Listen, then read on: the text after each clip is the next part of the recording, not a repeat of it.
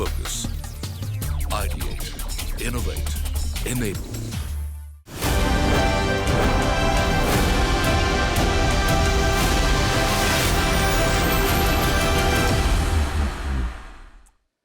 Our country's startup economy, the world's third largest with over 100 unicorns valued at nearly $340 billion, is making waves across all growth aspects. The real game changer is the evolution of startups to cater beyond metros. Bharat, the vast population beyond all the major Bombay, Delhi, Bangalores that you know of. Once deemed too remote, these areas are now seen as significant markets, and startups are stepping up to meet their unique needs. Riding on this digitization wave, India has seen growth in startups catering to these needs with a customer base of over 100 crore. Rural India, India beyond the metros, Bharat as we know it, provides a massive opportunity for startups, especially in sectors like agri-tech, food processing, ed-tech, e-commerce, health tech, renewable energy and fintech, you name it. So this is a special show, the episode of SeedToScale and CNBC TV18 presenting Decoding Bharat. Over the next half an hour or so, our esteemed panel of guests will discuss the growth potential of Tier 2, Tier 3 and beyond and rural areas in India, how businesses can best serve this growing market and how investors can best benefit from this as well. So to join me on this discussion is an elite panel. We have with us Anand Daniel, who's the partner at Accel. Along with him, we have Sandeep Deshmukh, co-founder and CEO of ElasticRun. We also have with us Rama Bijapurkar, who is business advisor, more importantly, author of Lilliput Land, How Small India is Driving India's Mega Consumption Story. And that's not all. We also have from the Noida studio, Mr. Lalit Agarwal, who is the founder and MD of V-Mart. This is an exciting opportunity that everyone's talking about, right? India beyond metros, Bharat. So Anand, let's talk about the size of this opportunity itself. In the startup world, people call it as TAM, SAM and SOM. Total addressable market. You have this, serviceable addressable market and the serviceable obtainable market. Yeah. Can you decode that for us? Before we talk about the TAM in particular, just taking a step back, if you look at the last decade, you talked about all the startups that were created and 200, 300 billion of value that was attributed to those startups. Most of those are focused on, I would say, the metros, the tier 1 cities. And that's the last decade. If you look at the next decade, if you see India going from our current state, adding $3.5 to $4 trillion in the coming decade. With that kind of growth, even with 5%, 10% of these, let's take even 5% being addressed by Bharat startup opportunities, that's a $200 billion opportunity right there, right? So rather than starting with TAM and all that, I'm saying that's almost an equivalent of what we saw, right? So that is the opportunity ahead for startups to come and really go and solve. The real thing here is to, more than focusing on TAM, is to find problems that are specific to this audience and going and solving that, because the market opportunity is at least $500 billion or more, addressing these 100 crore people that you talked about. So it's not a challenge with the size of the opportunity. It's about finding the right problems to solve and solving them in unique ways and going and capturing this 200 billion of market cap to be created. Lalit, what do you think? He's speaking about the problems that we need to solve for Bharat. What do you think is very unique about Bharat? Definitely, there's a huge opportunity in this whole hinterland Bharat, and India is full of that huge population, dense population down under there. All of these people are so aspirational because of the young age that India is. 28 years is what our average age is. So I think there's a huge opportunity here because people are very aspirational. They definitely want to explore more opportunities. They still are lacking behind on certain opportunities that they have in terms of income generation. So I think that is one problem that they have. Two, accessibility of certain consumption avenues. So I think some of those also are the challenges that we see. But largely what I understand, the market is huge. As the consumption increases, I think the income increases there. But because of industrialization, if something comes in, it is definitely going to take this consumption even more higher. Interesting insights out there, Lalit, but let's go across to Rama for this as well. Rama, what do you think of what Lalit had to say? Because you've done an incredible amount of work for small town consumers, Lilliput Land as they say it. What are your thoughts here? I completely agree, by the way, with what Lalit ji is saying, and that's exactly what I have said. Got it. So the issue is the total pool of income and the issue is the per capita income. So I think per capita income, on an average, if you throw a stone, you will hit more richer people in the metros than you will hit with the same income. The top 20% of India is where I'm saying khate pite log by our standards of middle class rehte hain. But if you look at the total pool, and that is the whole point about India's demand structure, you will find that about 75% of the population is tier 2, rest of urban, which is census towns, underdeveloped rural, and the emerging rural that we say. Right. So you have 75% of the population, you have 60% of the income, you have slightly more expenditure because they're not saving. So let's say 60% of everything. Now, these are people who are exposed. In fact, I have been arguing that the rural-urban differences have sort of more or less vanished. The small town, big town differences have vanished. They want the same things. They watch the same shows.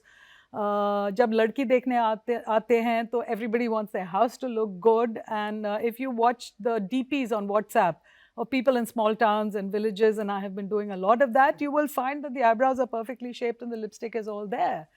So the question is not, and I have been saying this consistently, the consumption train has left the station, the consumer has left the station, supply has lagged behind in this country.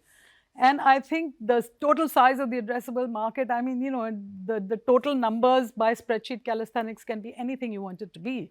But in actual fact, are there enough people who are serving it? Which is why I'm so excited with the startup thing, because if anybody can crack the issue of a consumer demanding more performance at a lower price and at a profit that the company is happy with, squaring that circle has been impossible until the new economy has happened to us. And that brings us to Sandeep then. You seem to have cracked that code. Democratizing the access to the rural market, I think, is the need for the hour. And while technology has enabled enough ways to reach out to that consumer, when we try to put the circle together in terms of the opportunity size in the markets to what is the profit pool available, I think that's when the stress starts. I think we as a country overall will have to solve for that. While the technology is available, we need to figure out how do we create enough demand densities in that market, from having some demand to having some demand density, such that access to that market can be solved profitably in a meaningful way. How can we create enough credit pools in that market so that that whole trade can be lubricated, and enough policy decisions or infrastructure investment such that that connectivity can be enabled. So I think that's where we come in picture. That's where a whole host of startup ecosystems come in picture, and I'm sure the VCs can help big way in that transition. So let's take it then to the VCs themselves. There is the population which is there with the aspiration. There's just not enough supply. So in light of that, what are the sectors which you think provide the most amount of growth opportunity for solving this problem and benefiting from this Bharat push that we're talking about here? Yeah, I think almost every sector, right? If you, again, rewinding the clock 10 years back, when startup took off, let's say 2008-9, maybe 15 years, right, when Flipkart launched, right, so as the first early e-commerce platform, there was no cash on delivery. A lot of the problems we're talking about for rural existed for urban then. Like from there, starting from there, every sector, so if you take e-commerce and everything related to retail, right, so getting the best things to the consumer in rural zip codes. When you talk about solutions in urban, one zip code, you can almost hit as many consumers as you want. Whereas in one rural zip code, it's hundreds of kilometers, right? So we were chatting about it earlier. So how do you figure out problem solving for that particular thing on the retail side? Second comes financial inclusion. Yes, there have been MFIs and all that. There's on lending, it's been happened, but there's an assumption there's no wealth there. But there is wealth in rural India, like or Bharat as we talk broadly. And how do we help them manage that, grow that better? Insurance, like different financial products. How do you cater for that audience? Health insurance, everything. Then healthcare. How do you up the standards for that? In most of the urban cities, we can sit and order an app and someone comes home in 60 minutes and takes your blood and gives you the results in 6 hours. So such solutions exist. Do they exist? Like healthcare, education. Education now, digitally, you can reach as many people as you want, right? But can you also do a hybrid model in many of these places so that it's very effective? So if you take almost, I'm just giving a few examples. Every sector, there is opportunity. We just need founders. Like I think it's a supply side issue here. If you have high quality founders going after these problems, then I think dollars will change, rupees will change. That seems to be, you know, the common theme here, that we need founders. It's a supply side issue. So let's ask, you know, Lalit back again. Lalit, how do entrepreneurs leverage this? How should they go about this? What we have seen, Mangalam, it is more about the risk-taking ability. It is more about going deep into that market, understanding that market. Because you look, there is a diversity in India, and the diversity needed to be understood. We went into these markets when nothing was there. It was more about personalization and more about understanding that consumer and that persona and that culture and that seasonality and that festival or that religion, and how do you work around that. And so now I think now in today's age, because you've got so much of data, you've got so much of understanding about these markets, and you can accumulate, you can create those models, and you can create those algorithms which can help you to actually direct and serve better to this population. I think most of that Bharat is very aspirational. It is now more on the entrepreneur himself and themselves that they need to come up and they need to raise up from their seats and go to these markets, explore these markets, take some risks, change the model if it is not working for them, and then definitely have a greater opportunity on these businesses, because this is where the large part of India is going to grow, and this is where this India is going to consume. And whenever they start consuming, it is definitely going to be flooding money. We'll just take a break and come back. On the other side, we will ask the real unique challenges that Sandeep faced while he was scaling up his business, and what are the solutions to that. Stay tuned.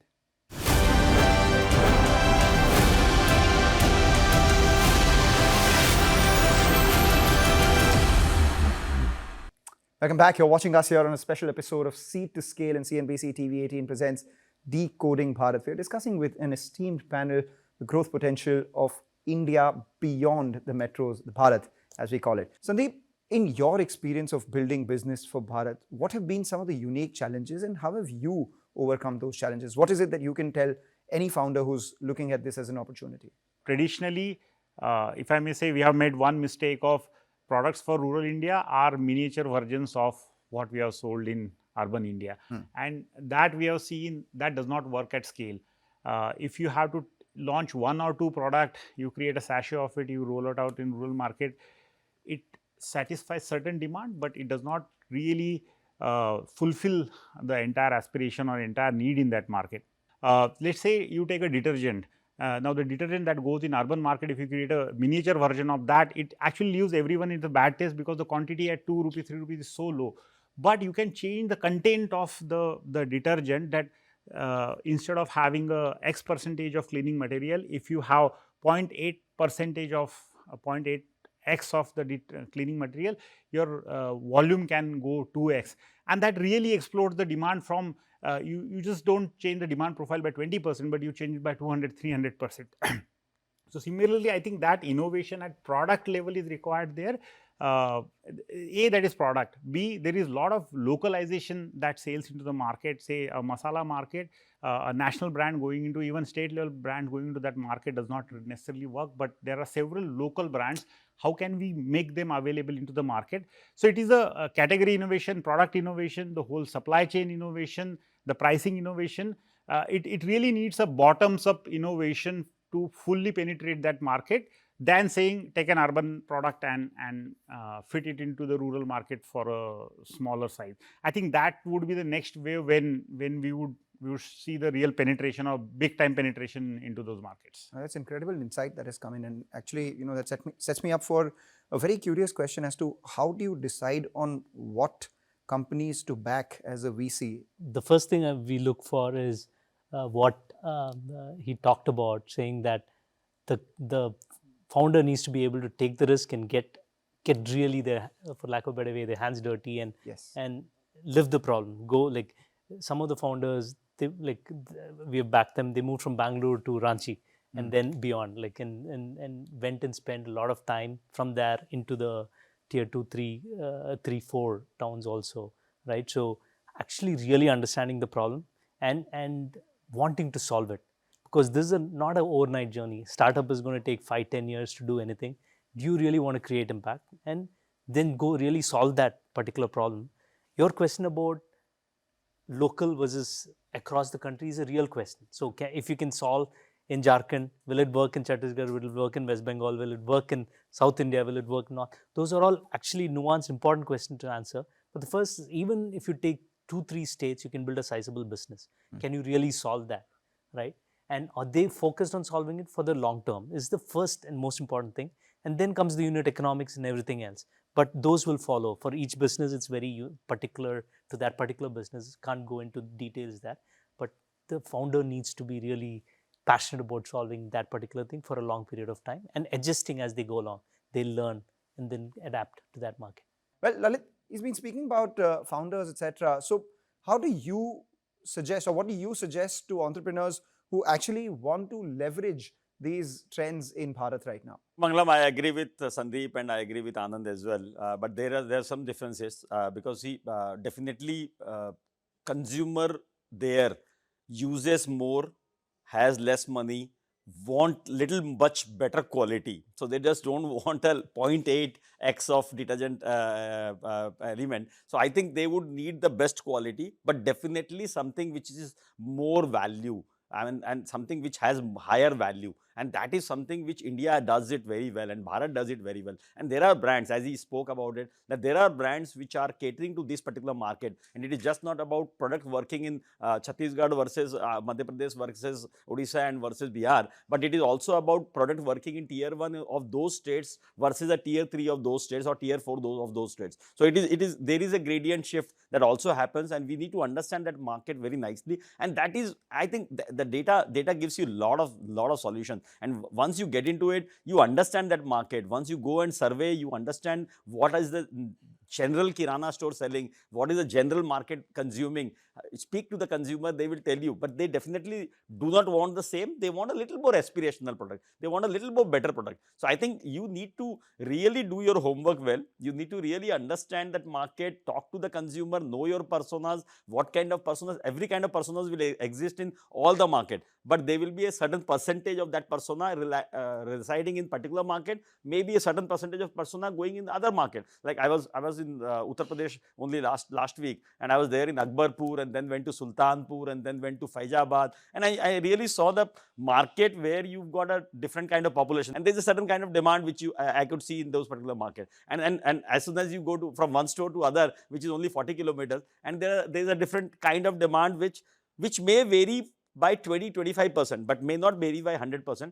That 20-25% is very critical to understand that market better. And I fully agree that this is the most important thing, that only doing the miniature version of the metro urban India may not solve it. And you need to really innovate, understand what they consume, take the supply chain to that level so that you create those kind of product which is much more helpful to them. Final word then, Rama, we know the challenges, we know the opportunity, the pressing immediate need according to you for founders who are looking at Bharat as an opportunity.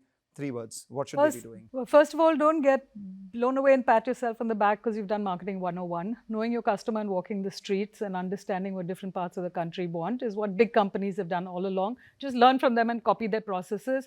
The future chairman of Hindustan Lever walks the streets for 2 years before he even gets into the head office. So let's just figure that out. The second thing that I want to say is that there is all the small people, the small brands that you have, the small customers, the small people who are doing gig work in these areas, carpenters, plumbers, electricians, tailors, etc., etc. There is a huge opportunity to be able to support them, harness them, and actually make profit from them. So B to small b to C is a huge opportunity. Go for it. The third thing I want to say is that price, performance, and profit, never lose sight of the fact that you have to be able to square the circle. The big companies can't do it, won't do it, don't want to do it, and that is where your opportunity is. So if you have a real problem to solve, figure out how to make PPP work, and then the size of the market will sort itself out. We need demand stimulating supply today. All right, demand stimulating supply today. From you, 2 top sectors where you see maximum opportunity, at least in the very near term. I would say everything to do with consumer consumption, including brands, right? So, and then being in a VC, take technology, even AI, and apply it rural, like be it in ed tech, health tech, wherever possible. Yeah. Right. And for you, you've given a lot of insight into what differentiates larger players, larger cities from Bharat and all of that and stuff. If there was one message that you had to give to all the large companies who are not coming to Bharat and beyond? I think everyone is coming there. Everyone wants to go there. As I said earlier, I think the approach may not be best. As Professor mentioned, that we have to square the circle of profits, opportunity, future growth potential, so on and so forth. Maybe we would have to take some delayed approach in terms of seeding the market today, developing the market and get there. And while the companies are doing that, as a economy, as a country, I think we need to do a couple of things. I think we need to figure out somewhere how do we seed in the credit information coming in from the market, from the rural market, so that we can lubricate that market, as well as create some avenues of spinning off the rural entrepreneurship in that market. If that is done, and together as an economy we come together, I think we can create a large consumption market out there. Well, we all hope for that itself. Thank you so much, Sandeep, Anand, Rama, and Lalit for joining us as well, for sharing your valuable insights. With that, it's a wrap on this edition of Seed to Scale and CNBC TV 18's Decoding Bharat. Thank you for watching. Stay tuned.